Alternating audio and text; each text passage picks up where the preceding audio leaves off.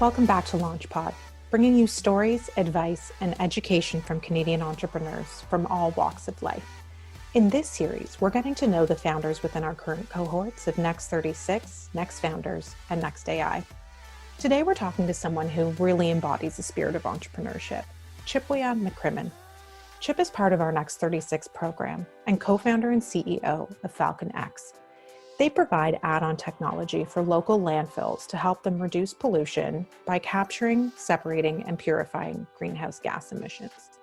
He's known by his peers at Next as passionate, generous, self-aware, and wise beyond his years. We were curious about where this ambition stemmed from, so we sat down with Chip and his mom to dig into the role she has played in shaping his values and career ambitions. AJ Bird is an Indigenous clean energy, finance, and clean water technology executive with somewhat of an entrepreneurial past herself. No surprise, she's played a huge role in fostering independence, ambition, and respect for their Indigenous culture in Chip. So tune in as we explore their relationship, the impact of our parents on the path we choose as adults, and the important role that culture plays in shaping founder values. Okay, so before we dive in, a bit more context for anyone who's thinking, why Chip's mom? This story was sparked when AJ reshared a Next video featuring her son, Chip. I'll read what she wrote now on LinkedIn, and I think you'll get why we felt compelled to get to know her. Here's the post. As a First Nations mother, I raised my son to learn how to survive on the land. He started going moose hunting at 4 years old, and at the same time, he learned essential skills on how to appear, behave, and communicate respectfully out in the world as a future gentleman. I have a fond memory of a server at the Hotel Saskatchewan brunch congratulating him on being such a well-behaved little guy in the formal setting. Another important aspect of our culture is to know when it's time for our children to fly the nest. I decided to hand over my biogas technology business to this young man and watch him fly. Next 36 is pushing him, and he will be all the better for that. Keep aiming high for the sky, my boy. Welcome. How are you? Great, living the entrepreneur life. So extremely exhausted and tired, but full of enthusiasm. But he is at his mother's house right now, so I'm sure it's kind of a really interesting dynamic for him. He's right. He's a busy guy, but he still lives with his mother right now. That's okay. It's a good place to be during a pandemic, right? We all need our moms right now. Exactly. So yeah, thanks for joining us today. Really excited to just dig into your relationship. It seems like the two of you just have a really wonderful rapport, and there's a lot of warmth and love there. And, one of the things we're really curious about at Next is, are entrepreneurs born or made? My sense with Chip, from what I've gotten to know of him over the last couple of months and now meeting you, AJ, is I have a feeling it's a combination of both, probably skewing a bit more towards the born aspect, right? And so that's part of what we really want to dig into today is Chip's childhood and your relationship and how he is here. So I think just instead of doing usual intros, I thought it'd be fun if you could kind of, introduce each other, but, for you, starting with you, Chip, say you're at a party or something when we used to go to parties. So maybe it's a virtual Zoom party and you're introducing your mom, what's your elevator pitch for your mom? So my mom is the most unselfish, caring, but also no BS type mom. So she's pardon my French, extremely big hard ass, but she also loves me to death and supports me in everything I do. And yeah, I would credit her quite a bit with me pursuing entrepreneurship. Actually, I feel like a lot of other parents of a lot of my other colleagues or peers, their parents are not supportive whatsoever of entrepreneurship, but my mom's always supported me in everything I've done, from lacrosse to school to entrepreneurship now. Yeah. I would definitely say she's got some of the best soft skills in the game. She's very adaptable, which I've definitely gotten that from her. She's had a very different career than most people, I would say. She's done a lot of really cool things, but they've all kind of worked together to do or to help one another in a sense. But yeah, no, ambitious, go-getter. And I would say if I had to summarize her, in both professional and personally, very intelligent. And I don't think she gives herself enough credit with how smart she is, because I hear the stuff that she does and I'm like, wow, like you're really smart. But then I also hear these anecdotal stories about other people saying the same thing. And I'm like, yeah, that's my mom. It's awesome. Well, it sounds familiar. The apple probably doesn't fall far from the tree. And so AJ, you know, what would be your elevator pitch for Chip? Well, I introduced him as Chip. He has a different surname as mine, so people don't automatically connect that he's my son. And I basically say, you know, he's a young man. He's very astute, ambitious. He's a bit of a joker, has great sense of humor, and but you know, a bit very proper when he's with his manners, and puts people at ease. And I then tend to say, you know, he just graduated from Queen's with a master's in management, innovation and entrepreneurship. That's such a mouthful for me. And you know, the minute I say Queen's and that, then, you know, people really perk up at that point. So yeah, and I mean, I'm obviously extremely proud of him. I have, as he says, I can be difficult with him. I have high standards, and I expect him to have his own high standards. And when he does tell me stories, things that will make me quite proud is he'll send me a message and tell me how he made somebody's day by opening up a door for them. And you know, an elderly couple, I remember that one from downtown St. Catharines, and they were quite shocked by him. And so, you know, things like that, they matter to me just as much as his, you know, achievements with education and with his sports. And whether we call those soft skills or just being a great person, that's the way he is. Is there an anecdote from his childhood that can kind of give us a sense for how he's turned into the young man that he is today? Well, Chip has always been kind of a bit of a different character in the sense that he's very athletic, yet he's very artistic. And so when he gets into something, he's very interested. And I remember, you know, he'd be a kid that he had a paper route. That was always a bit traumatic. So his entrepreneurship started young. He was always really good at collecting the money, but not so great at always getting the papers done. I'm joking. No, seriously. I do think that a lot of entrepreneurs, they should start when they're younger. So he had a paper route, was always good with people. And we would go from sports, and then he would say things like, "Mom, I want to take a pottery class." So Chip has always challenged himself in many, many ways. And so he's very diverse.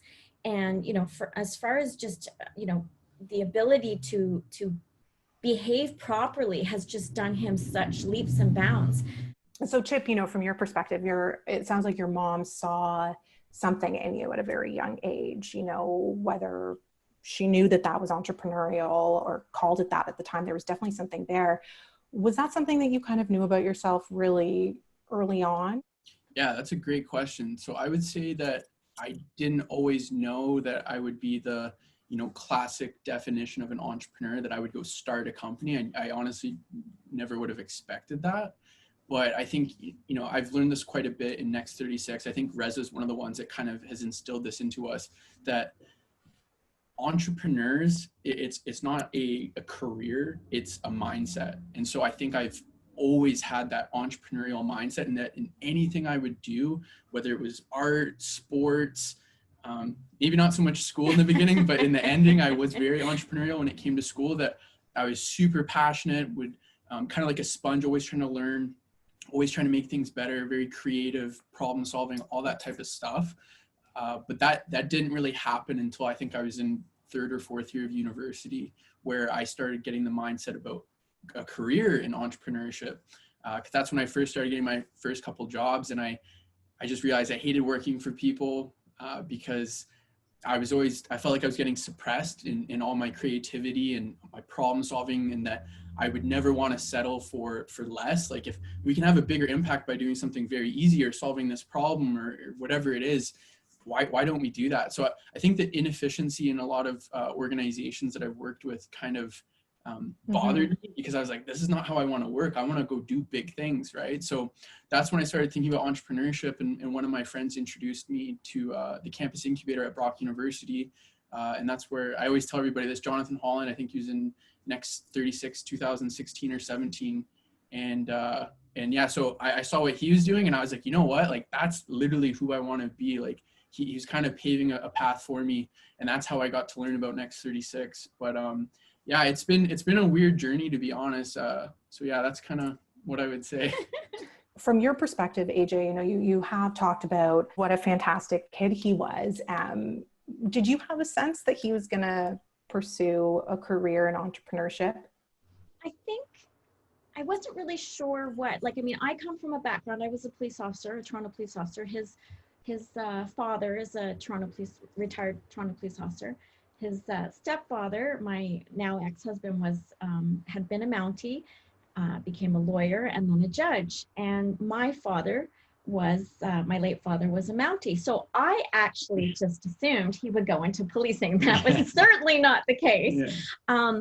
But I feel that a lot of, in fact, I look at some of my policing background as really a strong force in my entrepreneurial days. So I think Chip just bypassed going into policing and went right into entrepreneurship. And, you know, there's a genetic bent towards Chip just having those strengths. I mean, you know, whether we say nature versus nurture, there's certain types of people that go into policing. So he just skipped the policing end and just went right to being an entrepreneur. Amazing.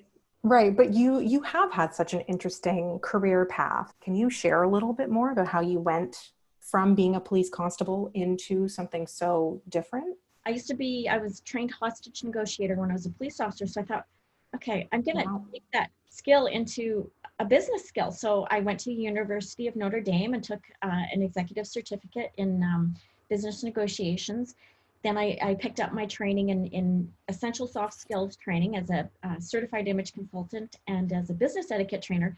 And I thought I was going to come back to Canada. I was in the States at the time and do business training, and ended up just by virtue of social skills or being social, I should say. I came across a business situation in clean tech, came back to Nova Scotia, ended up not doing that, but got into biogas development. With technology, very often technology developers or founders or you know, people, inventors, they need to concentrate on the technology and they're not so strong on the business. So they need, like, what one would say a people person / developer / marketer. And so it just became a natural fit for me. But at the same time, you know, it's very incumbent upon yourself, if you're not a science background, to learn. So I'm a voracious reader. And I think this is where I've come to learn things about the market, not through formal education, but literally boots on the ground. At the end of the day, I'm always going to be true and to biogas development, not a very sexy renewable, but I believe it's a great opportunity for us. So yes, it's kind of a, as you would say, a nonlinear way, but it's fascinating, and I'm very pleased I've done it. You've had a clear influence as well on Chip in terms of the particular problem he's working on solving now. And, you know, I think we could probably do a whole episode around how being a parent with hostage negotiation training could make you a more effective trainer. And so, Chip, listening to your mom talk about her career, I mean, I'm certainly impressed. You know, you must have an appreciation for everything she's accomplished. You know, how would you say that has kind of shaped you in terms of what you've set out to achieve for yourself? Like I said, I think I was mentioning this earlier, that a lot of my peers don't have that like support system, or they don't have unfortunately, those types of parents that are, you know, going to enable them to become entrepreneurs. Or like right now, like I'm staying at my mom's house because I don't want to pay rent or sign a year lease, right? So no, because your mom's great, right? And you want to spend more time with her. yeah, that too. But no, like seriously, like I can't say that for a lot of other friends that are entrepreneurs, that, you know, their parents be, come move in, right? Like I just think that she's kind of helped nurture me in the sense of like supporting me, but also, you know, enabling me to be this entrepreneur that I want to be. And not only just with the parenting aspect, but with the professional aspect of what she's done. She's shown me that, you know, anything is possible. You can go out and do it. You just got to put your mind to it. She was actually an entrepreneur before I was, which I think is kind of cool. So I know that's a big question a lot of people ask, like, are entrepreneurs born or are they made, right? And I think it's a bit of both, especially when it comes to her, that, she was an entrepreneur before me, as well as my dad. Actually, he had a very successful, was it framing company? Art and antiques. Art and antiques slash framing, multi-million-dollar company, and my grandfather too. So yeah. Oh, wow. That's what I would say. Now, one thing that is a little bit different though too is that, culturally, I mean, we're First Nations. We're both of the Dene Nation in the Northwest Territories. Our home First Nations, Dene Nukwai in Fort Resolution, and there's a cultural component to what we do as well. And part of the dynamic is that, I invest in my child so that he can be independent. And even at his young age, 4 years old, he started to go moose hunting. And when you're out in those type of situations, you're not babysitting your child, you're teaching your child, and you have expectations of your child, whether it be quiet, whether it, if you're hunting and it's very cold, you don't lose your mittens, you don't just run off and go willy-nilly. So there's always kind of, boundaries and expectations put on a young child, so that it's not to control them, it's to teach them. And I think that that's part of me teaching Chip to fly, literally, is that he has to fly on his own. Too many parents, I find, they enable their children, adult children, to the point of being disabled. And, he just has this attitude that he has to make his success so that he can take care of me when I'm elderly. So that's another dynamic that drives Chip. I'm really happy that you did raise the importance of your Dene culture and how that has influenced your parenting style and who Chip is now, because Chip didn't have to speak up amidst the challenges in the US and both here in Canada, but he really has taken an active role within our organization. He put his hand up and said, hey, I'm really important about Indigenous rights. And I think you even said to me, Chip, I'm still learning about this myself, but, I'd really love to help the team at Next understand how we can play a more anti-racist role in Canada, and that we can't do that without acknowledging the land on which we live and Indigenous and First Nations rights. And so I guess just to build a bit on what you were talking about, AJ, is obviously it was a part of his childhood, but how did you both bring to light the all of the positives and principles from your culture, and also make him aware of the world in which we unfortunately live at times? I mean, and I was taught obviously by people that taught me, but quite frankly, a lot of it, there's pan-Indianism, that's kind of a term, or pan-Indigenism, where, what happens in all First Nations culture, they're not all the same, but there's definitely some similarities more often than not. And respect for your elders is certainly a component. Respect for, Mother Earth, the water. These are just things that we've been raised as a very young child. I remember in, I think I would have been Northern Ontario, out in the middle of nowhere.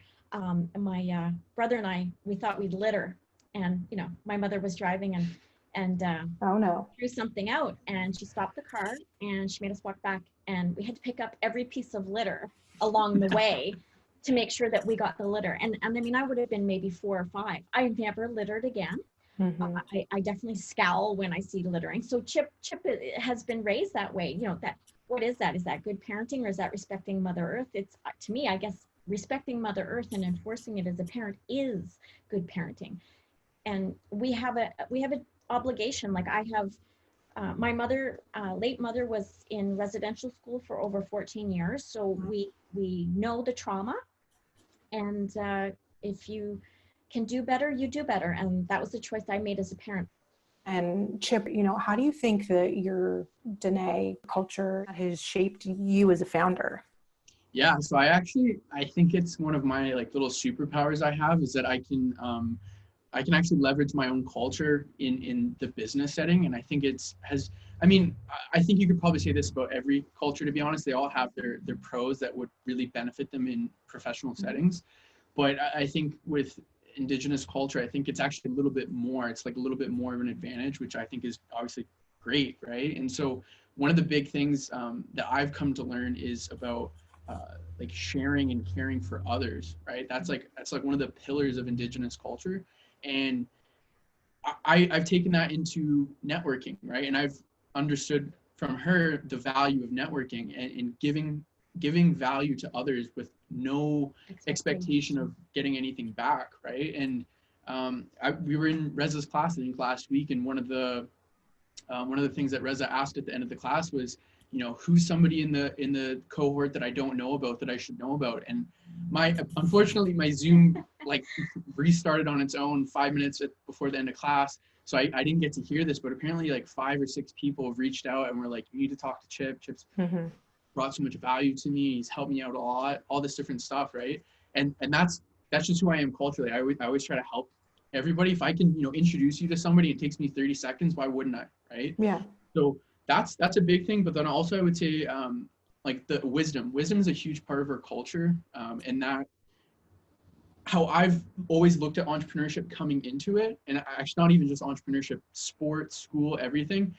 I always think that, I don't know everything, so why don't I go talk to experts that do know everything, right? And so what I've done from the get-go of becoming an entrepreneur is I've always sought out mentorship. And whenever I go talk to these mentors, I always have, and they don't have to be older than me, but they should be more experienced than me in whatever I'm asking them about, whether it's SEO or, talking to investors or, talking about royalties, like whatever it is, right? I just go in there with the expectation that I want to learn from my elders and gain that wisdom. And then further on, when I, hopefully when I become a very successful entrepreneur, I want to pass that on and give my wisdom to younger entrepreneurs or individuals that want to do the same. Amazing. Well, I mean, some of the most successful founders we know in Canada and beyond are curious, constantly seeking self-development. Even in this virtual environment, you are one of the few people who has actually managed to make some real connections with people in the program. Like, it's hard to do, like, building community in a virtual Zoom enabled world, and you've managed to somehow navigate that. And we would love to be able to attract more founders like yourself, more people from Indigenous and First Nations backgrounds, from both of your perspectives. When you look at entrepreneurship and the startup space in Canada, is there anything you think that is not low-hanging fruit, but something that we can do today to start to attract more different and diverse entrepreneurs? That's a really good question, Jen. What I would say about that is that I think everybody needs to be, and this doesn't just have to be professionally, but just in general, I think everybody needs to be more empathetic towards, obviously my thing is Indigenous people, right? And I always tell everybody this, but I really want to say it on this podcast, obviously, that you have to be empathetic towards Indigenous people and understand, the relationship that we've had with not only the British government, but also the Canadian government, and how that has impacted things for generations, right? Like hundreds of years.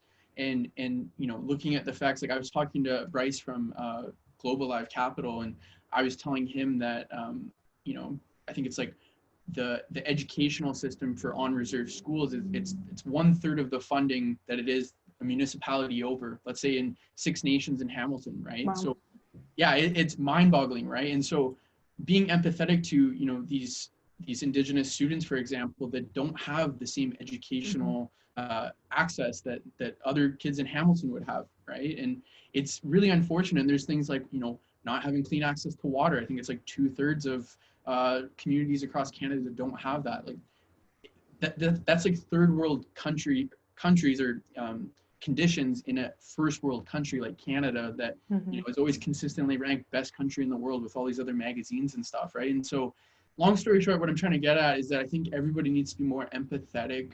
There's some practical things that need to come out and play, like Chip's talking about, definitely a prioritization and understanding of why, different funding mechanisms need to be reconsidered. And I think it should be required reading for everybody, especially people in government, is the book Good to Great.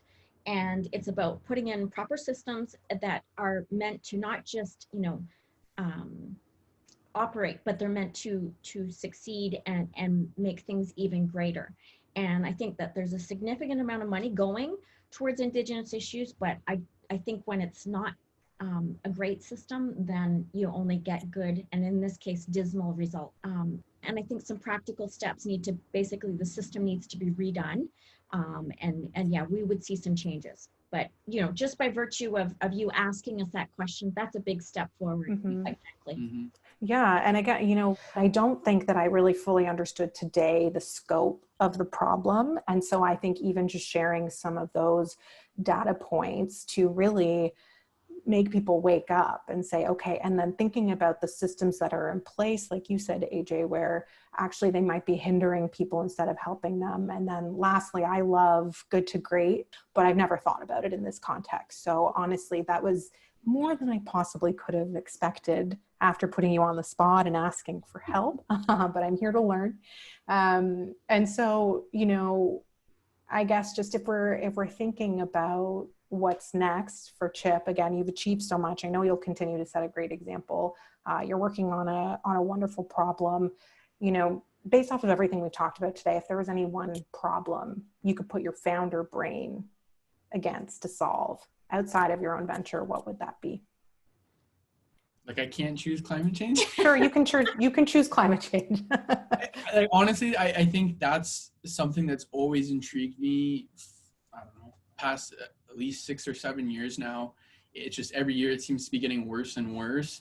And I have just such a great founder market fit with, being Indigenous and that being a massive part of our culture that, and not only that, but just, as a millennial, it's my generation's biggest problem, right? And it's not one of those problems that like, oh yeah, we should maybe fix it. It's like, no, we have to fix it, or else there's not going to be a world as we know it, right? And so it's such a urgent and serious problem that needs to be solved. But then, like I just said, just with who I am, that intrigues me the most. And I think that I want to have a massive impact on the world, whether it's personally or professionally, whatever it is. And I think, helping I know I can't solve climate change on its own unless I become the next Elon Musk, which is the plan, but fingers crossed, we'll see about nice. that.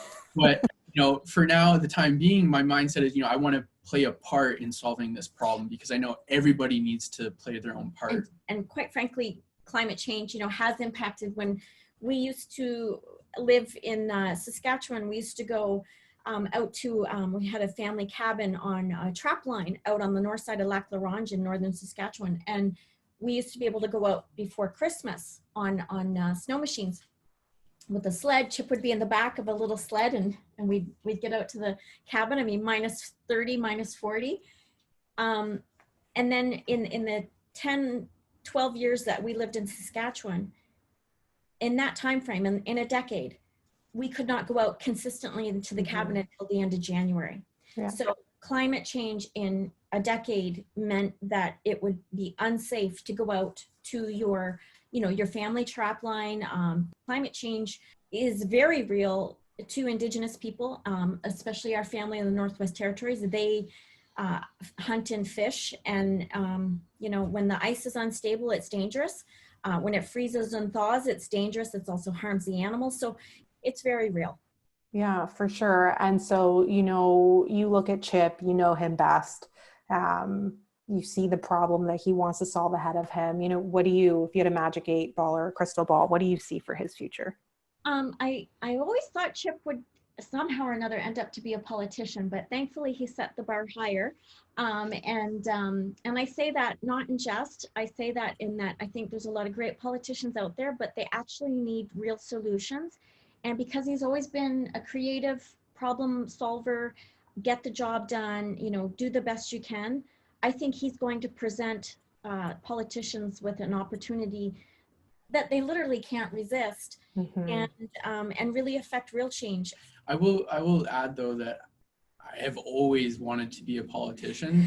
I remember that. I've half joked about me wanting to be prime minister, and I think, I obviously want to be very successful as an entrepreneur and professionally and stuff. But one of the things I do want to do is after I retire, I want to get into politics. And you heard it here first. I want to run for prime minister. So Chip McCrimmon 2040. That's going to be the headline for this podcast now. I mean, Chip is just really such a joy to have in the program. And it was just so wonderful to get to know you, AJ, and it all makes so much sense now, you know. I think you've played a very important role in shaping who he is and where he is. So thank you very much. Well, thank you. The pleasure Thanks, is Jen. mine. That's for sure.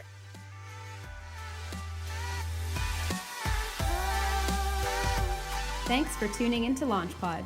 We're so proud to be part of this community doing such great things to move our country forward. But our reach only goes as far as your support. So please download and subscribe to amplify the voices doing the hard work to advance Canada's entrepreneurial ecosystem.